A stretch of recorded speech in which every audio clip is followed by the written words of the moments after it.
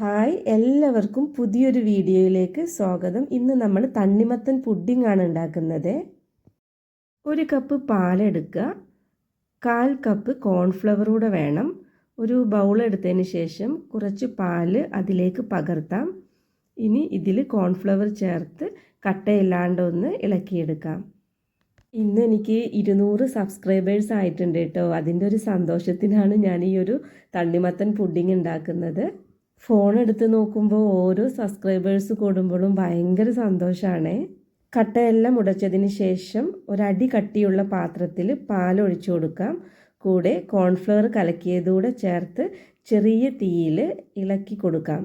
ഇതൊന്ന് ഇളക്കി എടുത്തിട്ട് ഒന്ന് കുറുക്കിയെടുക്കണേ. ഇതിലേക്ക് നമുക്ക് മധുരത്തിന് ആവശ്യമുള്ള കണ്ടൻസ്ഡ് മിൽക്ക് കൂടെ ചേർത്ത് കൊടുക്കണം. ഞാനിതേ ഈ ഒരു കണ്ടൻസ്ഡ് മിൽക്കിൻ്റെ 1/4 ഭാഗത്തോളം ഇതിൽ ചേർത്ത് കൊടുത്തിട്ടുണ്ട്. എന്നിട്ട് ചെറിയ തീയിൽ നന്നായിട്ട് കുറുക്കിയെടുക്കാം. തീ കൂട്ടി വെക്കരുത്, പെട്ടെന്ന് കട്ട പിടിച്ച് പോകും കേട്ടോ. തണ്ണിമത്തം വാങ്ങുമ്പോൾ നിങ്ങളും ഇതുപോലെ ഒന്ന് ട്രൈ ചെയ്ത് നോക്കണം കേട്ടോ. ദേ പാല് നന്നായിട്ട് കുറുകി വന്നിട്ടുണ്ട്.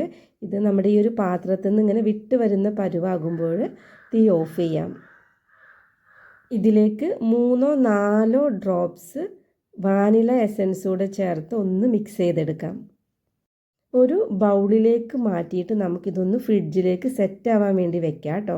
ഞാനിത് ഈ ഒരു ഗ്ലാസിൻ്റെ പാത്രമാണ് എടുത്തിട്ടുള്ളത്. ഇതിലേക്ക് ചൂടാറാൻ വേണ്ടിയിട്ട് വെയിറ്റ് ചെയ്യണ്ട കേട്ടോ. നമ്മൾ അടുപ്പ് ഓഫ് ചെയ്തതിന് ശേഷം തന്നെ നമുക്ക് ഈ ഒരു ബൗളിലേക്ക് മാറ്റിയിട്ട് നമുക്കതൊന്ന് നിരപ്പാക്കി കൊടുക്കാം കേട്ടോ. ഇനി നമുക്കിതൊന്ന് ഫ്രിഡ്ജിൽ വെച്ചിട്ട് സെറ്റാക്കി എടുക്കാം.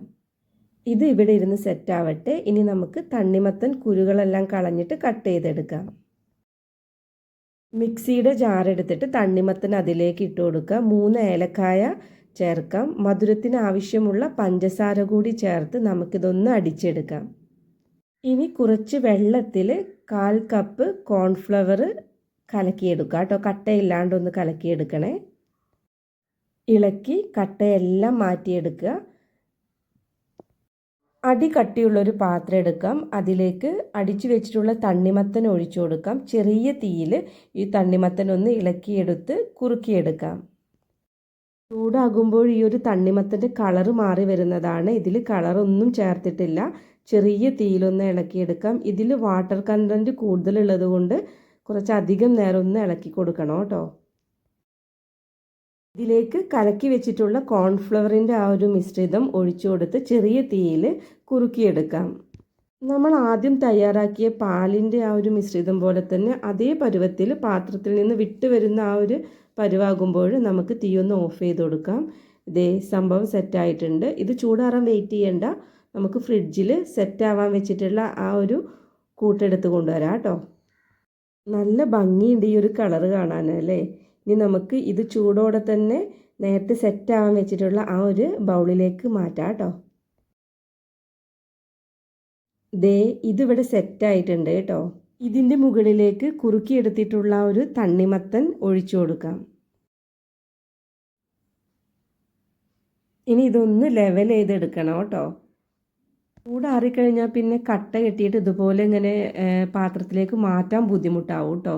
ഇതേ നമ്മളിതൊന്ന് ലെവൽ ചെയ്ത് എടുത്തിട്ടുണ്ട്. ഇതിൻ്റെ മുകളിൽ നമുക്ക് അണ്ടിപ്പരിപ്പ് വേണമെങ്കിൽ അണ്ടിപ്പരിപ്പ് ക്രഷ് ചെയ്തിട്ട് കൊടുക്കാം. ഞാനിപ്പോൾ ബദാമാണ് കയ്യിലുള്ളത്. അതൊന്ന് ക്രഷ് ചെയ്തിട്ടൊന്ന് ഇതിൻ്റെ മുകളിലൊന്ന് ഇട്ട് കൊടുക്കുന്നുണ്ട് കേട്ടോ.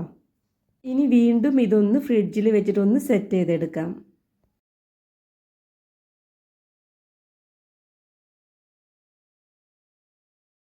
അപ്പോൾ ഇതേ പുഡിങ് സെറ്റായിട്ടുണ്ട്. നമുക്കിതൊന്ന് കട്ട് ചെയ്തെടുക്കാം. തണ്ണിമത്തൻ കൊണ്ടുണ്ടാക്കിയതല്ലേ, ടേസ്റ്റ് ഉണ്ടാവുമെന്ന് കരുതരുത്. നല്ല രുചിയായിട്ടുള്ള പുഡിങ് തന്നെയാണ്. അപ്പോൾ നിങ്ങളിതൊന്ന് ട്രൈ ചെയ്ത് നോക്കണം കേട്ടോ. ഇതൊന്ന് കട്ട് ചെയ്ത് കാണിച്ചു തരാം.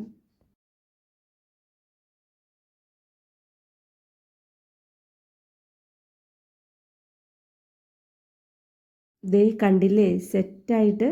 അപ്പോൾ ഇതൊന്ന് കട്ട് ചെയ്തെടുക്കാം കേട്ടോ. നല്ല സോഫ്റ്റ് ആയിട്ടുള്ളൊരു പുഡിങ്ങാണേ.